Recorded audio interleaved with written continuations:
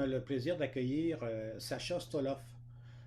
Sacha s'intéresse à un phénomène intéressant, un enjeu important aussi, qui est celui du bien-être du personnel scolaire et plus particulièrement du personnel enseignant. Vous savez comme moi que ces dernières années, il y a eu plusieurs livres, plusieurs articles, plusieurs ouvrages de recherche qui ont mis en évidence les difficultés inhérentes au travail enseignant contemporain. On parle même de la souffrance enseignante. Donc, Sacha nous propose une autre perspective. Elle est professeure régulière dans le département de psychopédagogie, en psychopédagogie, dans le département des sciences de l'activité physique à l'Université du Québec à Trois-Rivières. C'est une université canadienne, bien sûr. Bon, elle s'intéresse à l'enseignement primaire et secondaire, à l'activité physique et au sport. Ses intérêts de recherche portent sur les déterminants et les stratégies qui favorisent le bien-être professionnel des enseignants et du personnel scolaire en général. Elle va nous montrer que la notion de bien-être est aussi une notion multidimensionnelle qu'on doit définir en fonction de différents critères. Donc, comment nous allons fonctionner aujourd'hui? Les webinaires fonctionnent toujours de la même manière. Sacha aura à peu près 30 à 35 minutes pour nous présenter son webinaire. Par la suite, je vous invite, si vous avez des questions, à passer par la fonction questions et réponses et non pas par la fonction discuter du logiciel Zoom. Donc, vous devez passer par questions et réponses et c'est moi qui vais reformuler les questions pour Sacha. Et finalement, je vous informe immédiatement que la présentation de Sacha et sa présentation PowerPoint seront disponibles par la suite en ligne sur le site de notre centre de recherche dont vous connaissez déjà l'adresse puisque vous êtes inscrit. Donc maintenant, je cède avec plaisir la parole à Sacha. Sacha, c'est à ton tour. Oui, merci beaucoup. Merci Maurice. Puis merci à Sophie Goyer pour l'organisation du webinaire et puis de tous ceux qui précèdent et qui s'en viennent. Je trouve que c'est vraiment une source précieuse d'échange et de partage. Merci à vous d'être présents, à l'écoute aujourd'hui ou en rediffusion. Je suis vraiment très enthousiaste à l'idée de présenter ce webinaire parce que c'est un sujet qui est vraiment nécessaire pour rétablir un équilibre de la connaissance, mais aussi, à mon avis, pour susciter des réflexions sur ce qui fonctionne, sur ce qui a du potentiel et sur ce qui est valorisé.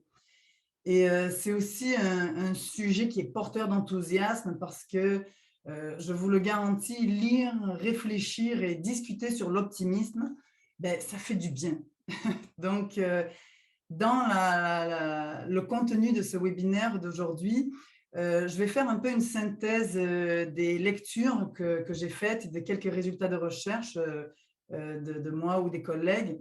Et je me présente à vous un peu comme une psychopédagogue, c'est-à-dire qui s'intéresse au réinvestissement pratique des concepts, notamment en psychologie, et non pas comme une experte en optimisme.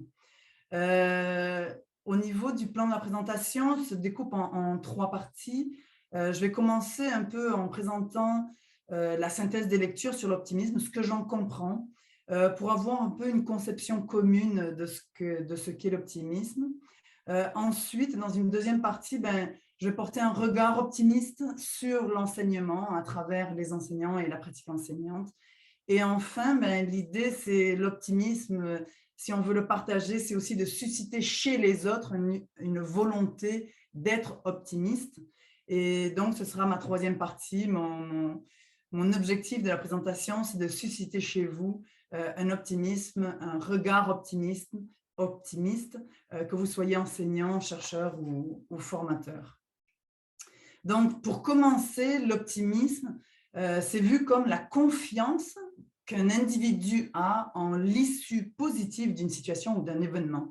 Donc, dans une situation, il va y avoir une issue où il va y avoir des choix, puis il va y avoir des solutions possibles, il va y avoir différentes possibilités et l'avenue va être porteuse, bénéfique, tant et aussi longtemps qu'on a ce sentiment de contrôle et puis qu'on identifie les éléments sur lesquels on peut avoir un contrôle qui soit suffisamment influent pour mener à une issue positive. Donc, en somme, est-ce que l'optimisme, c'est un état? Est-ce que c'est une caractéristique psychologique? Est-ce que c'est un trait de personnalité, une habitude de vie? Est-ce que c'est un peu tout ça? Ben, au fil des lectures, pour ma part, je me rends compte que l'optimisme en tant que tel, c'est un processus. C'est un processus avec différentes dimensions qui s'inter-influencent entre elles. Euh, et quand on fait le choix de l'optimisme, ben, c'est un processus qui s'entretient, qui se cultive, qui se développe et qui se travaille. Mais pour l'entretenir, le cultiver, le développer ou le travailler, ben, l'individu doit s'inscrire à un certain niveau, à un certain degré, dans un processus qui est volontaire, conscient et délibéré. En quelque sorte, on devient un peu le jardinier de son optimisme. On peut penser qu'un optimiste, ben, c'est quelqu'un qui n'est pas pessimiste. Donc, on est quelque part soit l'un, soit l'autre. Ben, en fait, heureusement pour nous et toutes les générations à venir, l'optimisme et le pessimiste sont finalement des alliés. L'un est le moteur de l'exploration, on va vers l'avant, et l'autre, pour moi, ben, c'est le frein d'urgence qui calme un petit peu. Et on a tous en nous ces deux ingrédients. On les a juste cultivés à un degré différent, ce qui fait que certains auront un niveau d'optimisme un peu plus élevé que d'autres. Mais c'est ensemble, saupoudré d'une dose juste et appropriée de ces deux ingrédients, ben, qu'on obtient une personne saine, une personne en santé. Santé, me direz-vous, santé, mais c'est quoi le rapport entre santé et optimisme? Donc, j'ai lu avec vraiment beaucoup d'enthousiasme le livre de Philippe Gabillet sur l'éloge de l'optimisme. Je suis passée peut-être un petit peu vite. Et c'est vraiment intéressant, c'est facile à lire. Et il présente vraiment les différentes perspectives à considérer, mais aussi il est allé voir tous les résultats des recherches qui portent sur ce lien entre la santé et l'optimisme. Et il en arrive avec un peu une phrase qui résume l'ensemble des résultats pour écrire que l'attitude optimiste nous maintient plus longtemps en meilleure forme physique et mentale, nous conduit à créer des relations sociales plus agréables, nous rend plus attractifs dans le monde professionnel et, ce qui ne gâte rien, fait de nous des hommes et des femmes plus chanceux que les autres. Donc, quand je lis ça, je suis là, ben, c'est quand même incroyable de voir tout l'impact positif que l'optimisme peut avoir sur la santé. Et dans cet élan, Martin Krum, avec ses collègues Taquineo et Taquineo, a publié en 2020 un article dans lequel il fait une synthèse aussi de ce lien irrévocable entre la santé et l'optimisme, et pour montrer que l'optimisme protège le cœur, littéralement parlant, protège le cœur, il aide à la récupération, il joue aussi un rôle actif sur la satisfaction et le bonheur de vivre, ce qui fait qu'il réduit par le fait même les effets de dépression, d'anxiété ou les idées suicidaires. Donc, c'est comme un facteur de protection face aux situations difficiles. Donc, l'optimisme, il favorise la mise en place de stratégies de coping avec une meilleure adaptation, autorégulation, résilience face aux difficultés de la vie. Donc, en regardant tous ces liens qui ont été établis par des recherches rigoureuses sur le sujet, l'optimisme est en fait un ingrédient actif de la santé, autant physique que mentale, et elle favorise des interactions positives. En gros, pour moi, je lis ça, je me dis, mais c'est un remède miracle. Je veux dire, l'optimisme, c'est un ingrédient en or qu'il faut apprendre à connaître. Comment se le procurer, où se le procurer, il faut en savoir davantage. Mais pour essayer de le comprendre, l'optimisme, je vous disais tout à l'heure, c'est un processus. Donc, un processus avec des dimensions. Ici, la première dimension, c'est cette caméra intérieure. Et dans cette caméra intérieure, c'est comme une caméra qui va focaliser sur le monde et sur les éléments qui composent ce monde, va avoir une cible, va faire un zoom, l'individu va faire le choix d'ajuster, de mettre un filtre, de faire des arrêts sur image, d'en conserver de ces images ou d'en éliminer. c'est aussi, dans une deuxième dimension, c'est aussi, au-delà de la façon de voir le monde, c'est aussi l'empreinte qu'on va laisser sur le monde et aussi l'interaction qu'on va avoir avec les autres. Dans quelle direction on va travailler, quelle visée on va avoir et comment travailler ensemble.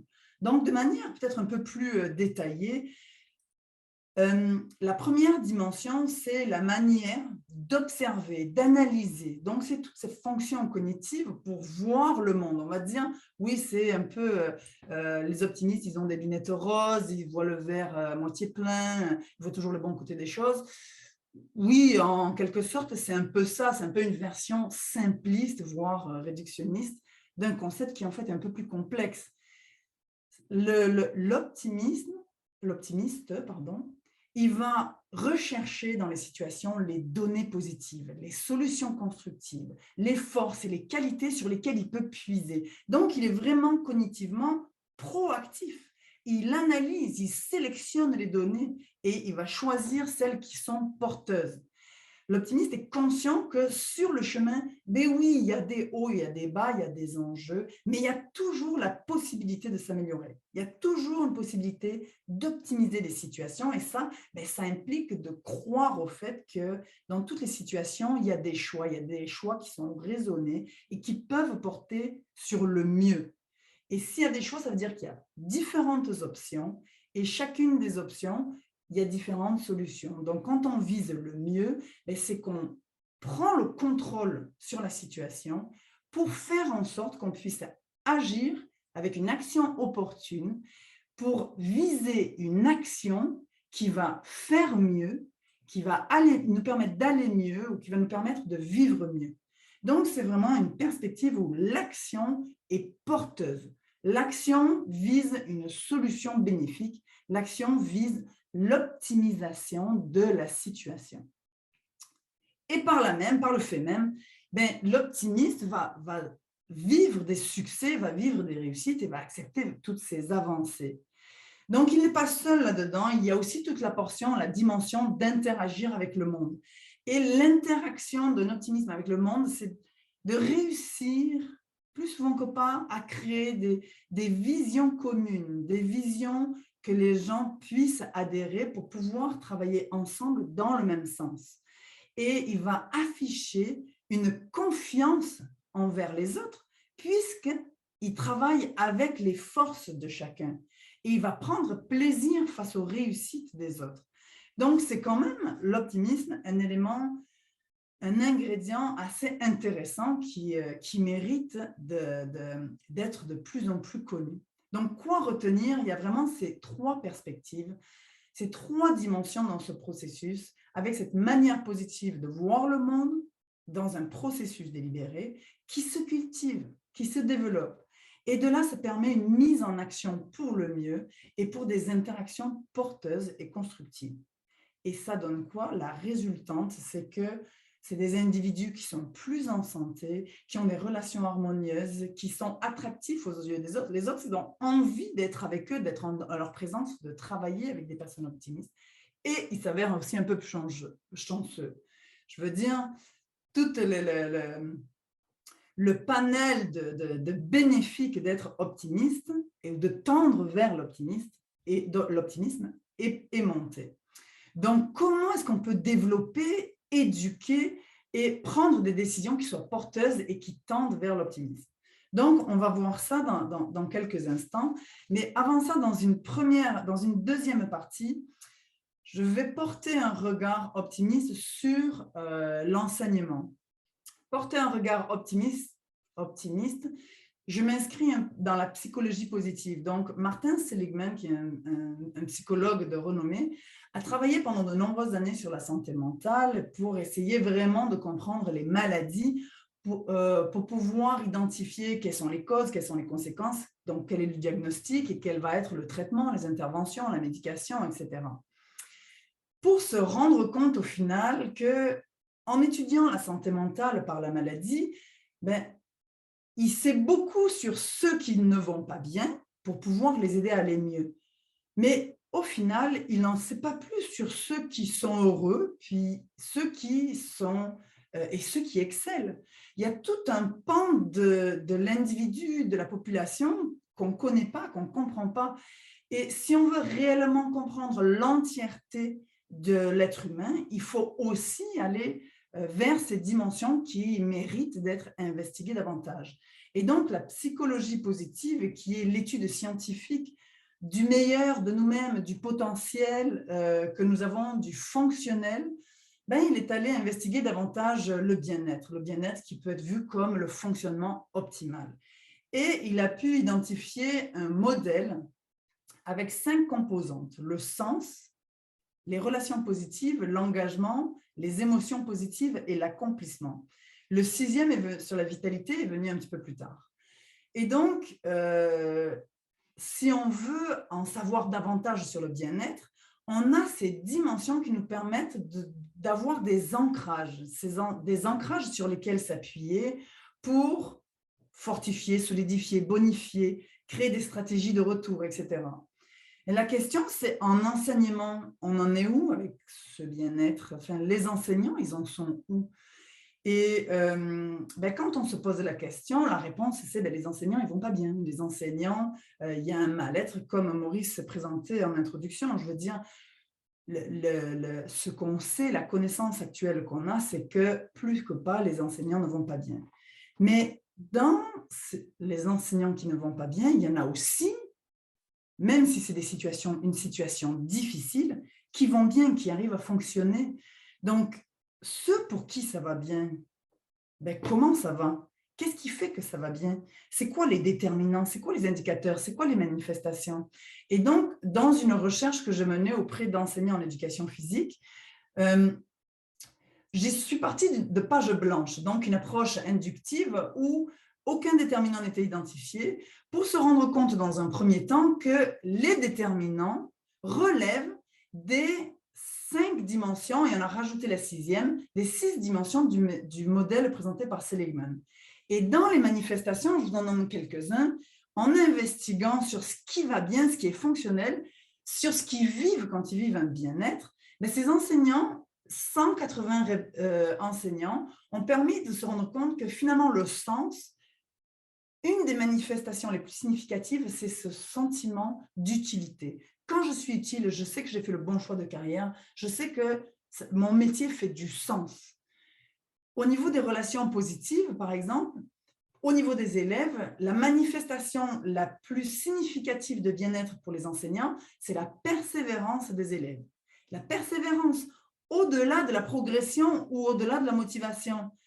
Mais comment est-ce qu'on peut mettre en place des situations qui favorisent la persévérance? Comment est-ce qu'on peut aider un élève à développer, à favoriser, à augmenter sa persévérance? Donc finalement, ça devient un ancrage vraiment intéressant, tout comme au niveau des relations positives avec les collègues. Ce qui ressort au-delà du soutien, au-delà de l'entraide, c'est la bonne réputation. La bonne réputation qui découle de l'opinion qu'a un collègue et qu'il partage auprès des autres. Donc finalement, encore là, ça donne des avenues intéressantes d'intervention. Mais aussi, on a d'autres projets vraiment intéressants. Donc toujours des travaux de Seligman avec un collègue, Peterson, on travaillait sur les forces de caractère.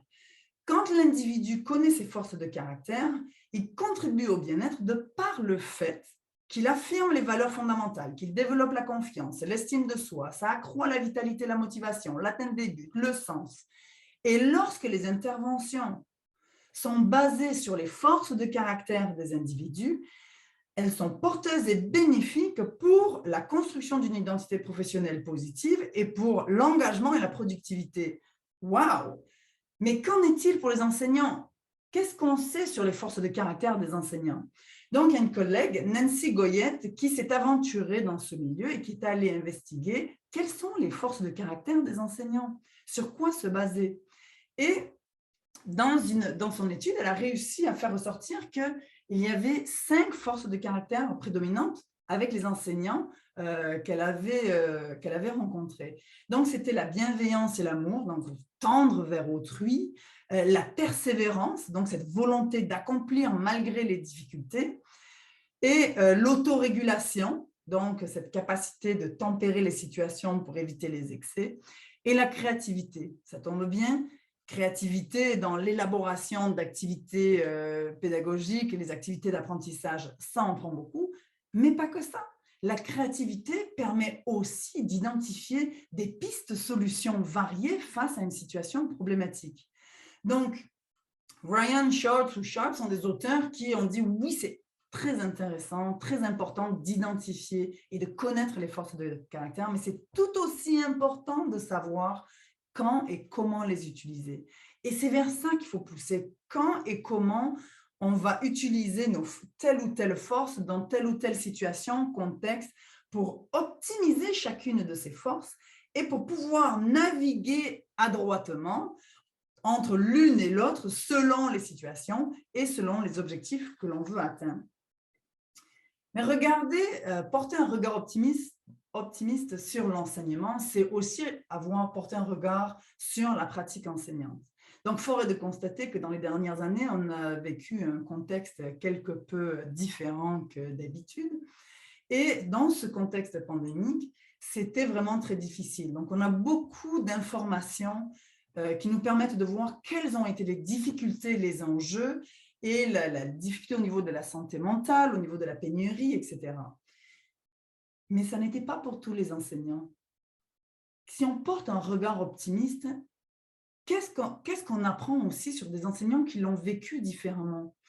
Donc, on peut voir qu'il y a aussi, dans ces temps tellement difficiles, je vous l'accorde, il y a aussi eu une innovation pédagogique de la part des enseignants. L'innovation pédagogique au sens de Lacroix et Potvin, qui identifie vraiment l'innovation pédagogique, c'est quand nos façons de faire habituelles qui sont cristallisées ne répondent plus à la situation, ne permettent plus d'atteindre les objectifs. Et donc, il faut changer nos façons de faire, nos méthodes, nos stratégies, etc. Et les enseignants, c'est ça qu'ils ont fait. Pas tous, mais ceux qui l'ont fait. Comment est-ce qu'ils se sont pris? Qu'est-ce qui fait qu'ils ont réussi? Et entre autres, c'est à travers la malléabilité pédagogique et l'agir compétent. L'agir compétent au sens de Le Boterf, qui identifie vraiment ces trois notions de pouvoir agir, savoir agir et vouloir agir. Et c'est ça qu'ils ont réussi à faire, de prendre leur contenu, de prendre les situations, de les façonner de façon à répondre aux besoins du moment. Et évidemment, il y a eu toute cette intégration du numérique pour favoriser cette continuité pédagogique entre ce qui se fait à l'école, les apprentissages, et ce qui se fait à la maison. Donc, ça a été possible grâce à une collaboration incroyable. Ce que nous disent les enseignants sur leur vécu de collaboration, c'est des collaborations nouvelles, du co-enseignement qui a changé, qui a changé ses façons de faire, des collaborations aussi avec le personnel de soutien et qui, en bout de ligne, arrivent à des façons de faire nouvelles qui vont être réinvesties par après. Et je me suis permis aussi la valorisation de la profession. Si on veut poser un regard optimiste sur la pratique enseignante, on parle de l'importance de valoriser la profession, de valoriser les enseignants, etc. Oui, on en parle beaucoup, mais comment faire? Donc, nos résultats sont en cours d'analyse, ou plutôt nos données sont en cours d'analyse. Mais au jour d'aujourd'hui, on peut déjà, en résultat préliminaire, dire que la valorisation de la profession, elle part de l'individu, part de cette identité professionnelle positive pour ensuite aller vers autrui, faire connaître le métier, faire comprendre le métier et proposer des alternatives. Donc, dans la troisième partie, on peut voir que les enseignants, on lit énormément sur leurs difficultés, mais il y a aussi un incroyable investissement, un engagement et des résultats qui sont porteurs, qui sont bénéfiques. Ils ont fait des choses incroyables. Donc, seul ou avec quelques collègues, ça ne suffit pas pour créer un mouvement optimiste. Pour créer un mouvement optimiste, et là c'est ma troisième partie, c'est un peu de susciter l'intérêt chez vous et de prendre conscience de l'apport que ça peut avoir, d'avoir une perspective optimiste et de donner quelques façons de faire. Donc, pour tendre vers l'optimisme, c'est déjà de prendre conscience de ce côté pessimiste pour agir sur. Donc, prendre conscience, c'est déjà de reconnaître ce pendant négatif de l'observation, cette façon d'observer les choses d'un point de vue morose, d'avoir un côté lamentation, plainte, accusation, d'être souvent la victime de nos situations, d'avoir vraiment la critique facile. On critique, mais ce n'est pas un regard critique qui est porteur. C'est une critique qui fait juste affirmer quelque chose qui ne va pas, mais sans nécessairement proposer aucune solution en retour. C'est cette attirance exacerbée, quasi jubilatoire, sur le méchant, le mesquin, la trahison, la médisance. Et on peut le voir dans, par exemple, les émissions télévisées de télé-réalité. La façon d'attirer l'audience, c'est de dire, vous allez voir dans la prochaine série, il va y avoir de la trahison, il va y avoir des coups bas. C'est la publicité qui est faite pour attirer l'auditoire. Et ça marche. Donc, il y a vraiment ce pendant négatif pessimiste qui existe. Et évidemment, c'est peut-être prendre conscience en tant que pessimiste, qui veut peut-être faire mieux. Quand le pessimisme, il pèse, quand il ralentit, quand il envenime une situation, qu'il n'aide pas, qui n'est pas porteur, puis qu'il exaspère ceux qui gravitent autour. Donc, agir sur, c'est quoi? C'est prendre le contrôle sur sa pensée. C'est prendre le contrôle sur sa pensée et reconnaître qu'on a le choix. Parce que dans toutes les situations, il y a différentes options et on fait le choix de. C'est faire le choix de cette posture optimiste, c'est ajuster cette observation et cette analyse qu'on fait des situations. Donc, si on ne voit que du négatif, on peut se dire, c'est peut-être que j'ai une perspective pessimiste. Qu'est-ce qu'il y a de bon dans cette situation? Qu'est-ce qui peut être optimisé? Qu'est-ce qui peut être amélioré? Qu'est-ce qui peut être mieux fait? Et dans ce pendant positif, constructif de l'optimiste, c'est aussi de voir, de s'appuyer sur les forces, sur les qualités et de jouer sur les formulations. Donc là, je vous donne quelques défis. Le premier défi de cette formulation langagière, c'est voir les expressions qu'on utilise. On entend souvent « je suis dans le jus »,« oh, je n'ai pas eu le temps ». Mais ça, c'est des expressions qui vous donnent aucun contrôle. « J'ai pas le temps ». Non, c'est que tu n'as pas pris le temps parce que tu as choisi de faire autre chose. Donc, et de dire ça, on se donne le contrôle de la situation, on devient proactif de notre scène, de notre vie. Un autre, c'est de formuler au positif. On ne court pas dans les couloirs, on marche dans les couloirs. On ne met pas son sac par terre, on accroche le sac sur les crochets. Donc, d'essayer de se mettre au défi, d'utiliser une formulation positive. Et encore une petite dernière que je veux dire rapidement, le « oui, mais », on le transforme en « oui et ». On s'essaye, je vous laisse avec ça. Donc, individuellement, on peut cultiver l'optimisme, ne serait-ce que de participer à cette conférence, de faire des lectures, de participer à d'autres webinaires, etc. Ça fait partie d'options pour cultiver l'optimisme, et il y en a d'autres. Donc, de poser un regard qui cultive l'optimisme, c'est premièrement d'essayer de provoquer son effet auto-Pygmalion. L'effet Pygmalion, c'est la concrétisation des attentes. En étant optimiste, plus souvent que pas, les objectifs qu'on se fixe sont réalistes, sont réalisables et sont porteurs. Et si on le croit, on va déployer les efforts pour atteindre les objectifs et, in fine, ça va nous permettre de les atteindre. Donc, d'essayer de provoquer cet effet d'auto-Pygmalion. Et souvent de se donner des solutions opérationnelles, bien sûr. De mettre en place des stratégies qui favorisent un fonctionnement optimal, donc des stratégies individuelles comme l'équilibre, la mise en perspective, la proactivité, la résilience, et des stratégies peut-être plus collectives avec leur relationnel, le réseautage, le ressourcement. Et ce que je viens de vous nommer sont des stratégies qui ont été identifiées par les enseignants qu'on avait questionnés. Valoriser la profession enseignante. Valoriser la profession enseignante, ça part de nous, ça part des enseignants. Rappelez-vous tout à l'heure, c'est la bonne réputation qui est une manifestation du bien-être. une manifestation significative. Mais valoriser la profession, c'est aussi en parler dans les couloirs, dans les cadres de porte, c'est parler positivement de ce qu'on vit, de ce qu'on a observé, de ce qu'on analyse, des situations, de nos collègues. Parler positivement, c'est valoriser la profession. Et enfin, c'est d'ajuster son style explicatif pour être un prof optimiste. Donc, son style explicatif, aussi nommé mode explicatif, c'est cette petite voix interne. Donc, de guider cette petite voix interne pour que, quand on vit des situations de réussite, mais les causalités soient internes. Cette réussite, elle m'appartient, c'est parce que j'ai fait quelque chose de bien, parce que j'ai travaillé fort, parce que j'ai persévéré, etc. Ça m'appartient.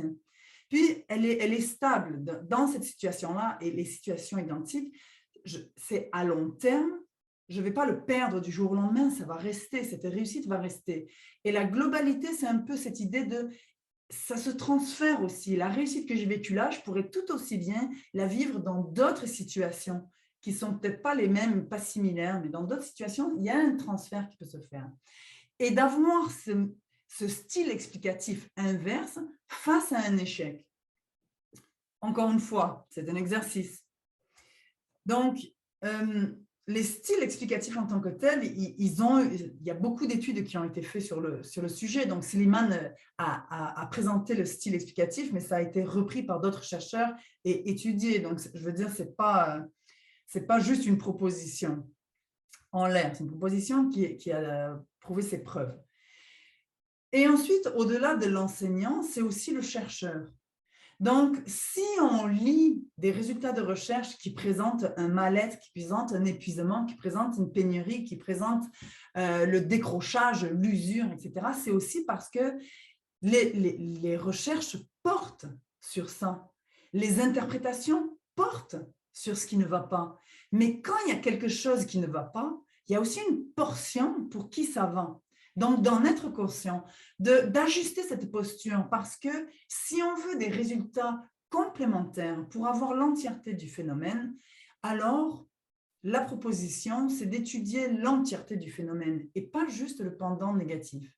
Donc, pour trouver des solutions qui ne cherchent qu'à être inventées, et là, je reprends des propos de Philippe Gabillet. Donc, pour faire ce virage, c'est d'ajuster que ce soit l'objet de recherche, que ce soit le cadre d'analyse, que ce soit les objectifs, le cadre interprétatif. Et il y en a, si on s'inscrit dans la psychologie positive et cette idée d'entièreté du phénomène, il y a de plus en plus de cadres de référence qui sont vraiment intéressants, qui sont énormément utilisés en marketing, en organisationnel, qui sont utilisés en psychologie, en sociologie, mais qui méritent encore plus d'être utilisés en enseignement, car ils le sont déjà un peu. On voit déjà des études qui portent sur le bien-être, mais si vous l'avez vu, le rapport du Conseil supérieur de l'éducation publié en 2020 sur le bien-être, il le nomme aussi. On veut présenter le bien-être des enseignants, mais les données sont un peu manquantes. Donc, la présentation porte davantage sur l'épuisement, l'usure, etc., sur les difficultés qu'ils rencontrent et les cadres qu'ils utilisent. Dans ce cadre-là, il y a aussi des composantes de décrochage et de dépression. Investiguons davantage. Mais pour investiguer davantage en tant que chercheur, pour avoir accès à cette connaissance sur ce qui fonctionne, ce qui est utilisé, ce qui est valorisé, ben ça prend aussi la participation des enseignants, de chacun des enseignants, pour parler de ce qui va bien aussi. Et au-delà de la pratique de l'enseignement, la recherche, au jour d'aujourd'hui, suite à la loi 40, qui donne accès à 30 heures obligatoires de formation continue des enseignants, ben, ça veut dire qu'autant formateurs que praticiens, qu'est-ce que ça laisse présager pour les formations? Ben, il faut absolument considérer une formation qui intègre la découverte de soi, se connaître sur les forces, les valeurs, sur notre bien-être, quels sont nos déterminants, et favoriser la construction et le développement d'une identité professionnelle positive. Et pourquoi pas envisager l'optimisme en termes d'approche pédagogique, tout comme la psychopédagogie du bien-être, intégrons l'optimisme. Donc, pour compléter un petit peu ces trois parties, je voulais juste présenter les quelques références clés. Donc, Copywriter qui a vraiment été utile avec une approche appréciative. L'approche appréciative, ça part du fait qu'on pose une question positive. Donc, dans une situation, dans une institution, dans un travail d'équipe, pour savoir sur quoi on va travailler, posons une question positive, partons de là, de ce qui est fonctionnel, de ce qui est désiré, de ce qui est valorisé, de ce qui est nécessaire. Gabier, évidemment, je me suis énormément appuyée sur son éloge de l'optimisme. Gaucher aussi et Seligman dans la psychologie positive et beaucoup d'autres sphères, et une personne très intéressante à lire et à écouter.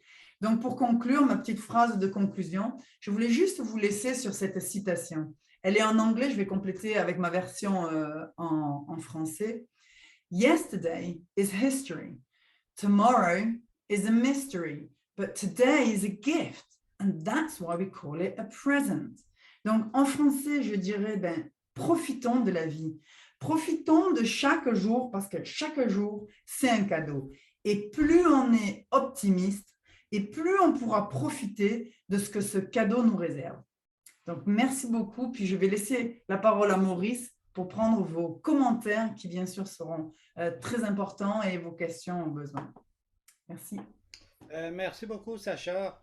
Écoutez, je vous rappelle que si vous souhaitez poser des questions, de passer par la fonction questions et réponses là. Donc, je vous invite à interroger Sacha après ce discours passionnant sur l'optimiste.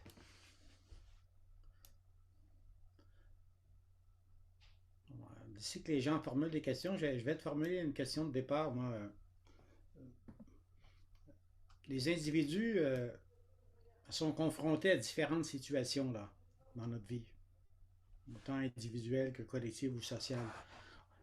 Je ne sais pas si on peut parler d'une personne optimiste dans un seul bloc et d'une personne pessimiste dans un seul bloc là.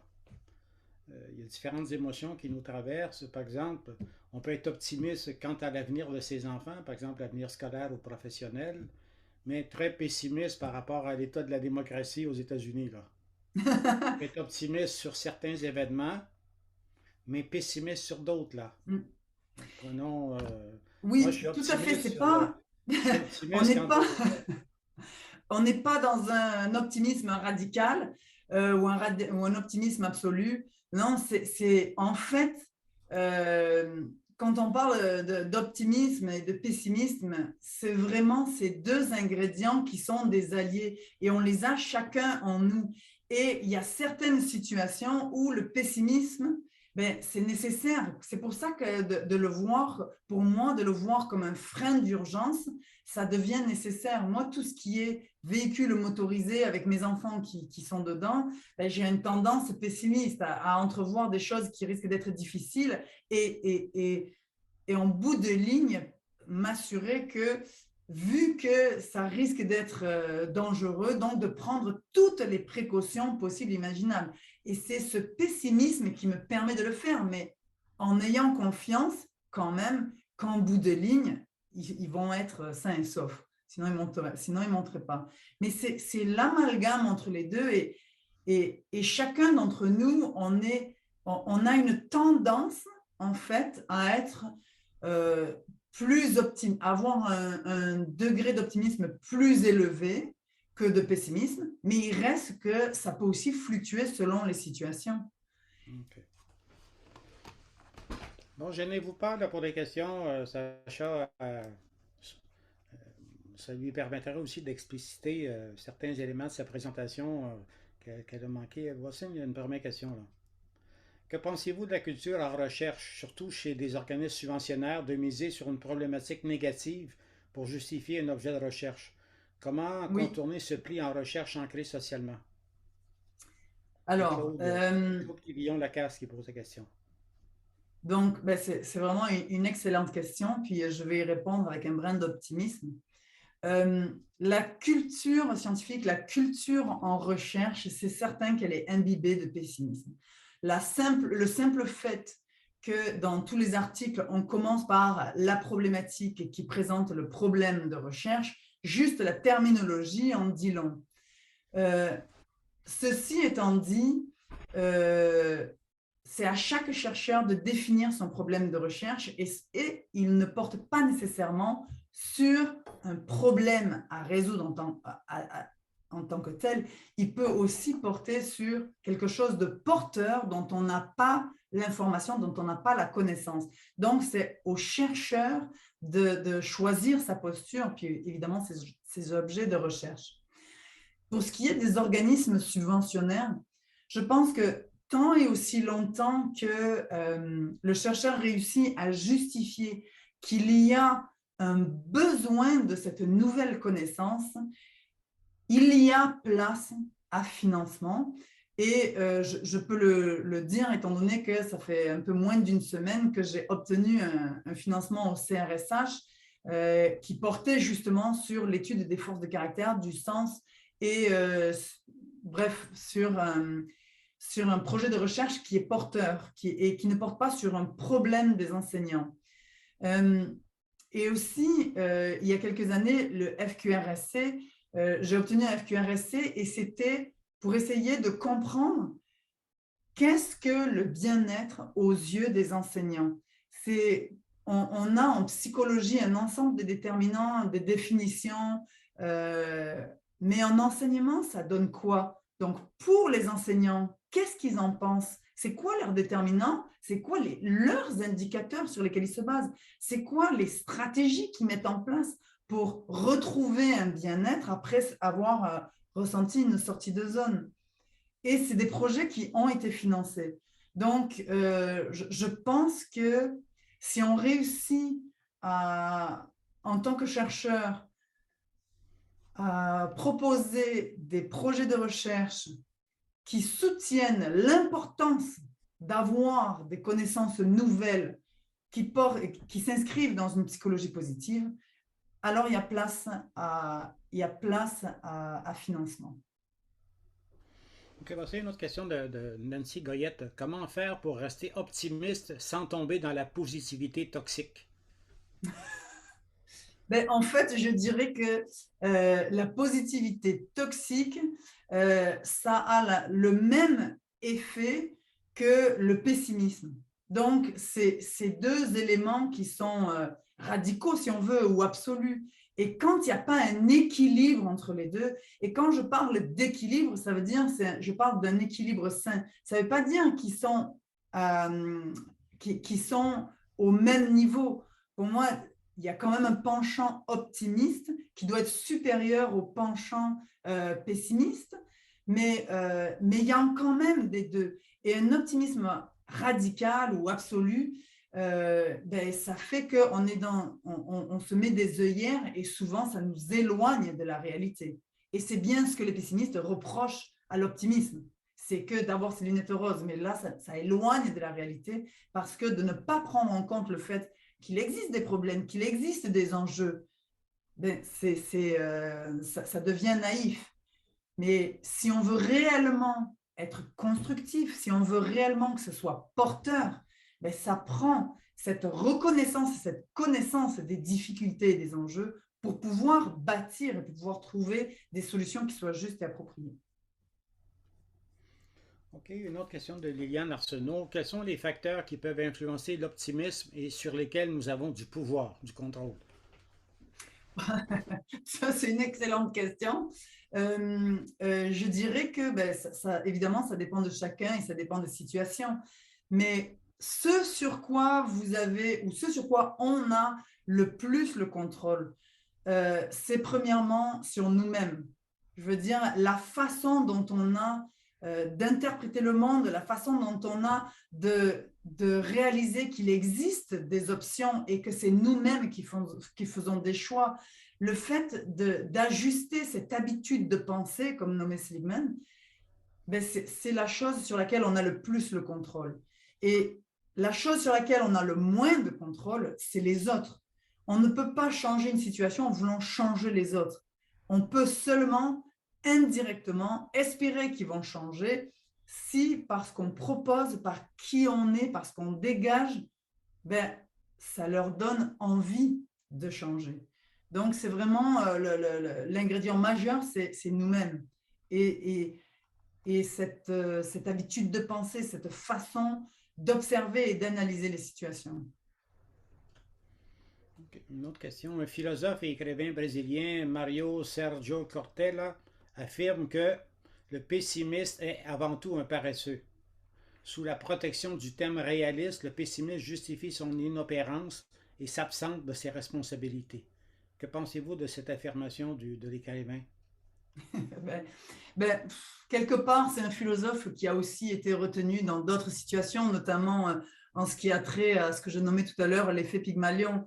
Le fait que les pessimistes mettent des objectifs qui ne sont pas vraiment réalistes, qui ne sont pas atteignables parce qu'ils n'y croient pas trop, ben, ils déploient moins d'efforts. Donc finalement, la concrétisation des attentes et de leurs pensées négatives, ben, elle se produit. C'est que les objectifs ne sont pas atteints, les choses n'avancent pas comme ils le souhaitent.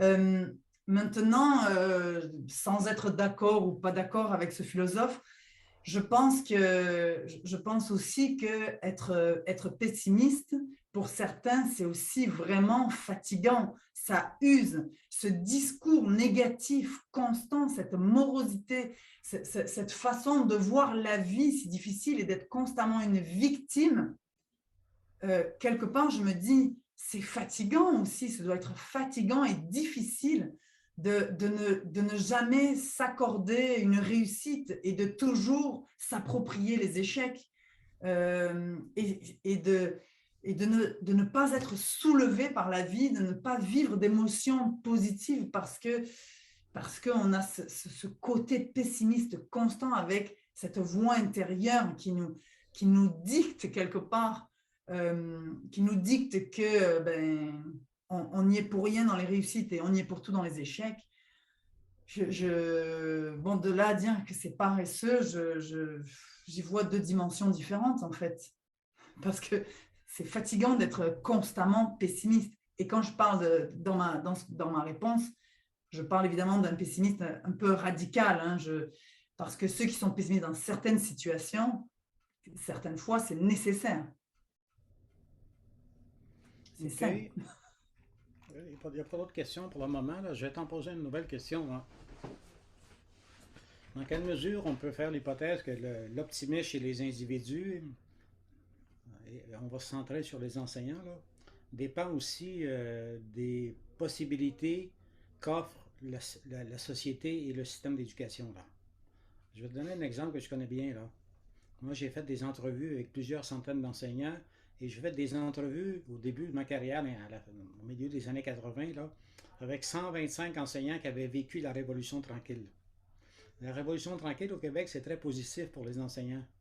Entre 55 et 75, on engage 45 000 nouveaux enseignants. Les enseignants sont jeunes, ils font des gains, leur salaire augmente. On leur donne beaucoup d'autonomie, les programmes ne sont presque pas spécifiés. Beaucoup d'enseignants à cette époque-là disaient, Monsieur Tardif, c'est l'âge d'or de notre profession. À partir des années 80, le tableau change. Les clientèles scolaires chutent de 45% en 25 ans. On passe d'1,5 million en bas, on tombe en bas d'1 million. Le gouvernement coupe le salaire des enseignants de 19% en 1982. On intègre des enfants en difficulté dans les classes. Il y a 40% de la profession enseignante qui est à statut précaire parce que les enseignants permanents ont occupé tous les postes pendant la Révolution tranquille. Et donc, je dirais qu'il y a un certain courant, un certain vent de pessimisme qui traverse la profession.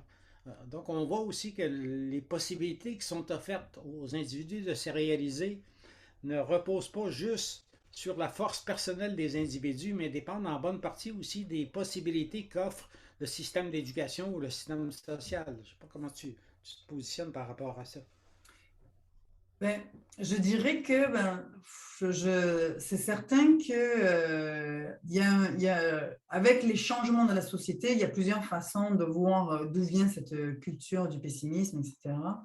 Mais pour reprendre les écrits de Jannick Artaud, qui a fait une thèse intéressante sur justement d'où vient l'origine de ce pessimisme et en quoi ça influence la réalité des enseignants d'aujourd'hui. Ça remonte, oui, à cette révolution tranquille où on change d'idéologie et on arrive à une idéologie où c'est le choix personnel, hein, c'est l'autonomie professionnelle, c'est les droits et les libertés institutionnelles, waouh, individuelles. Donc, on est comme dans un waouh, Taylor parlait même de la culture du narcissisme où je réponds à mes besoins, je réponds à ce que je veux. Et souvent, c'est lié aussi avec cette culture de la commercialisation. Hein. Ce que je veux, ben, ça s'achète. Donc, j'achète tout de suite et ces achats, ça renvoie au bonheur.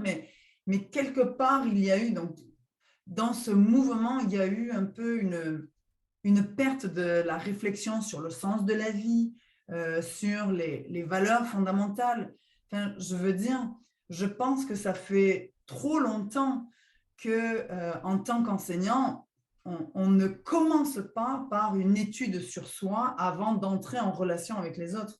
On ne s'étudie pas qui on est, quelles sont nos valeurs, quelles sont nos croyances. Qu'est-ce qui explique mes réactions et mes justifications, ma façon d'observer et d'analyser le monde et, et les interactions, bien sûr. Et donc, c'est comme si dans les années 60, et ça se poursuit dans les années 80, je veux dire, c'est 20 ans de culture intellectuelle qui porte sur observer et critiquer plutôt qu'agir. Et donc, c'est les propos de Jenny Cortot et pas les miens. Ben, au final, c'est un mouvement intellectuel. Et ce mouvement intellectuel qui a une vision que le pessimiste, ben, c'est parce qu'on est plus réaliste, alors que l'optimisme, c'est qu'on est plus naïf.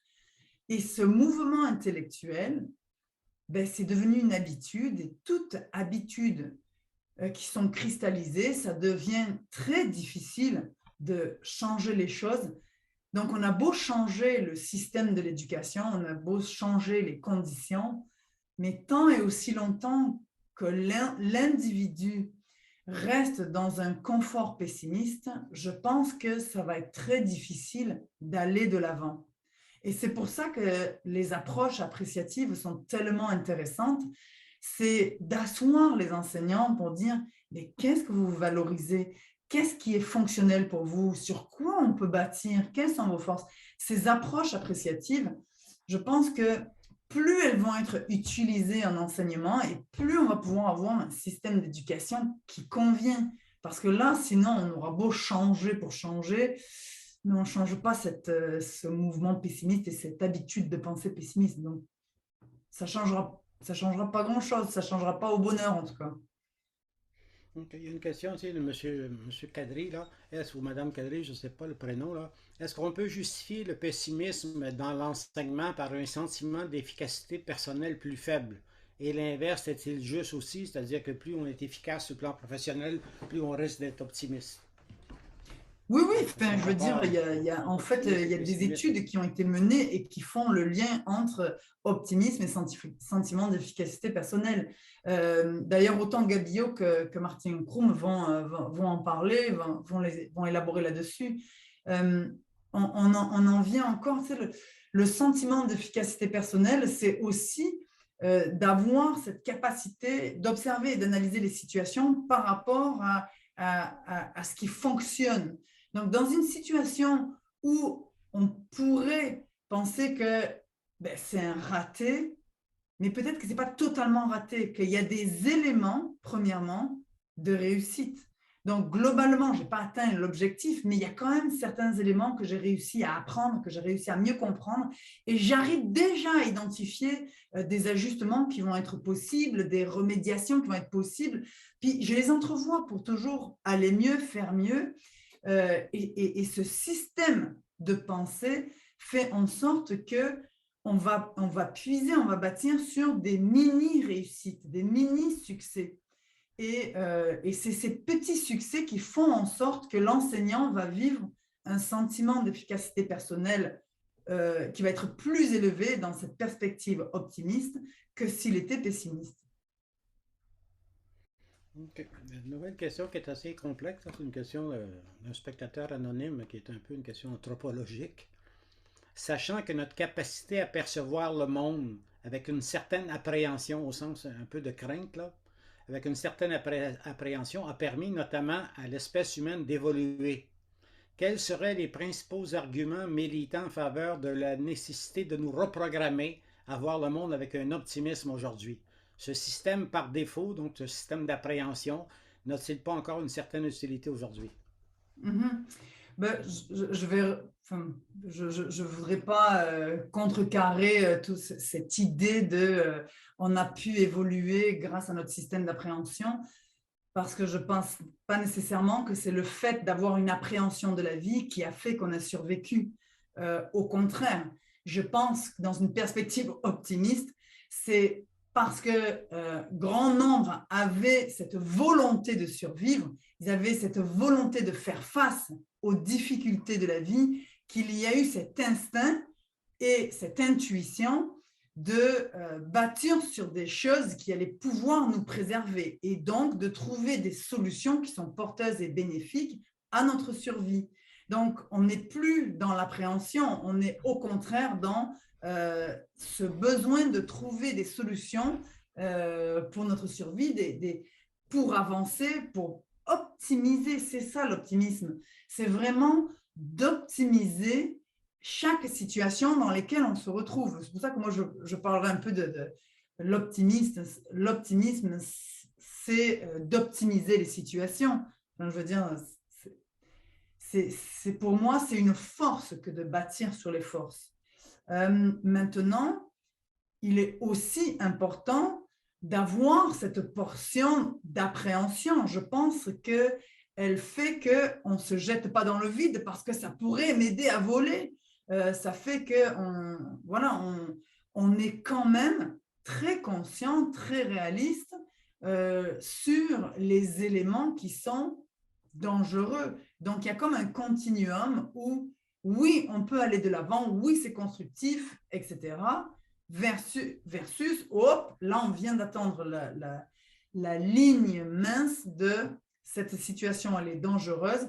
Et face à ce danger, il faut trouver des solutions. Donc, on est un peu dans le processus et dans le produit. Le processus est périlleux, mais la confiance en la survie et en l'identification de solutions porteurs, c'est ce processus-là où l'optimisme vient en aide à la survie de notre société, de notre population. Écoutez, il reste à peu près une seule minute, là. Je voudrais, Sacha, te lire certains commentaires là, qui ont été énoncés dans la fonction discutée, là, qui sont, bon, merci beaucoup, très intéressant, je vous remercie chaleureusement, merci beaucoup, j'ai adoré, très stimulant, merci d'avoir aussi bien transmis votre passion à travers le concept de l'optimisme. Conférence vraiment très bien articulée, un vent frais et orienté vers les solutions. Je vous félicite pour votre dernière subvention. Félicitations pour votre communication. Vos propos sont rafraîchissants et proposent des voies d'exploration professionnelle et personnelle fort inspirantes. Je te remercie. Je profite de ces nombreux merci pour te remercier à mon tour, Sacha, de cette très bonne présentation webinaire qui effectivement nous introduit, je dirais, à un angle que les chercheurs auraient tendance à apprivoiser et à pratiquer davantage. Donc, plutôt que de s'intéresser aux problèmes, peut-être de s'intéresser aux solutions et aux solutions déjà mises en place par les enseignants Oui. qui, eux, apportent concrètement des solutions chaque jour parce que les enseignants y enseignent, les élèves en général apprennent et notre système d'éducation progresse comme le montrent les nombreuses enquêtes internationales sur la qualité du système d'éducation au Québec. Donc, je vous remercie tous et chacune. Passez une bonne journée. Faites attention à vous. Encore, il y a un peu de COVID qui circule ici, en tout cas au Québec. C'est encore en circulation. Merci infiniment. Bonne journée à vous tous. Merci beaucoup. Merci encore une fois, Sacha.